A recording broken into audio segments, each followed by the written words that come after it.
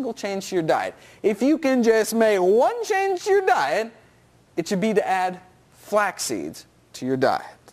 Right? So, well, how do you eat them? Well, you go to your natural food store like Green Star Co-op. And you can find them in the bulk section for 99 cents a pound. There are golden ones and brown ones. Nutritionally, they're identical, so pick your favorite color.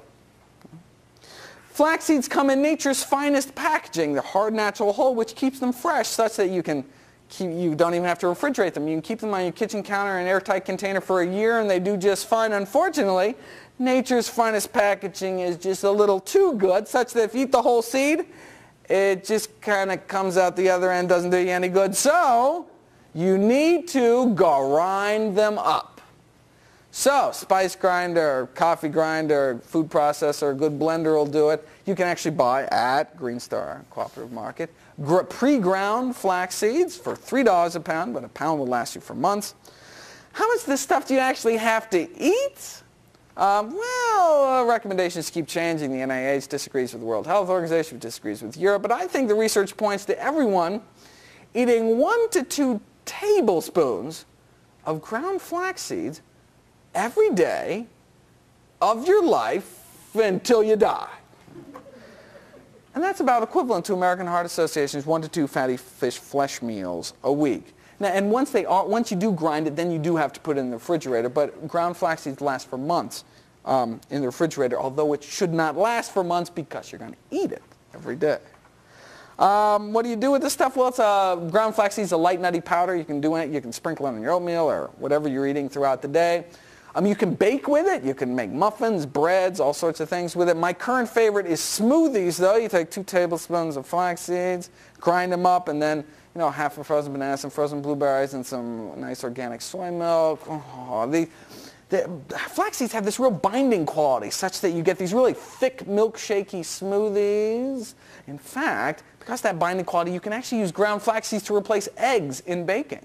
You take 1 tablespoon of ground flax seeds, mix it up with 3 tablespoons of water, and then you mix it up till it's all frothy, gooey, snotty, and that replaces 1 egg in baking. That's actually the preferred egg replacer of my favorite vegan cookbook author, Joanne Stepanek, if I can give away all her secrets. Yes? They do not, and that's the amazing thing about ground flax seeds. You can bake them 350 degrees for an hour, and it doesn't hurt the omega-3 content at all, which is quite surprising. However, that's not the case with the flaxseed oil. And the reason I don't recommend the flaxseed oil is it's more expensive, goes rancid, it won't last even a few weeks in the fridge. It tastes kind of nasty, and you can't cook with it. You can't even heat it up for a few seconds because it destroys the omega-3s. But somehow, the way nature intended in the seed, you can grind the flax seeds up, bake them all you want. Doesn't hurt the omega-3s, but when you extract out the oil, the omega-3s are very unstable, so you have to use it in like a salad dressing or something uncooked.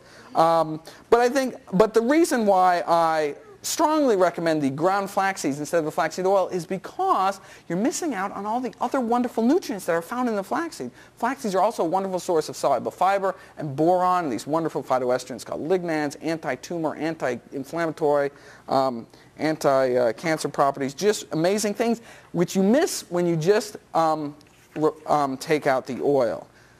Any way you cut it, flax seeds, I think, are really the best way to get your omega-3s, in many ways better than getting them from fish. To spite you for murdering them, fishies load up your body with toxic heavy metals like lead and mercury and DDT and PCBs. In fact, concerns over mental retardation and birth defects have led the FDA and the EPA to recommend that pregnant, breastfeeding women and small children limit their intake of fish in this country. Fish is a real food disaster from a food safety point of view. It can spread everything from hepatitis to cholera. Certainly overfishing is a global environmental disaster, not to mention the poor fishies. So when a fish-eating woman comes into my office, I've just got to hold up my hand and say, just a flax, ma'am. Sorry. Okay, now if you look at the diagram, you see that's really only half the story. Yes, we have to increase our omega-3s, but we also have to decrease our omega-6s. Thankfully, that's totally easy. All we have to do is we go home tonight, and if we have any of the following oils, if you have any of the following oils in your house, cottonseed oil, corn oil, safflower oil, or sunflower oil, you are in need of an oil change. you should throw them the hell out, and instead, if you use oils in your baking, in cooking, which you don't have to, but if you do use oils, what oil should you use instead? There we go. Olive oil is the monounsaturated oils. The single best oil is olive, but it does have a distinctive taste which may not be appropriate for all your cooking needs, and so canola oil, particularly I recommend organic canola oil because of the GMO issue, is second choice. Okay, so anyway, back to that Lyon diet heart trial. Well, how did they decrease their ratio from 20 down to 4, exactly where we want it? Remember 4 to 1?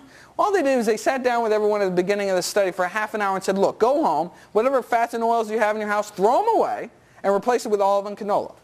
That's all they did, and wham, 20 down to 4, right, exactly where we want it. So, see, now, we could do that, right? Now, see, they didn't have to eat flax because both sides were eating fish, but imagine what we could do if we took our flax, got rid of those oils on top of our cholesterol levels. Remember, they had 70% drop, and they had miserable cholesterol levels, right? We are just going to blow them away. All right.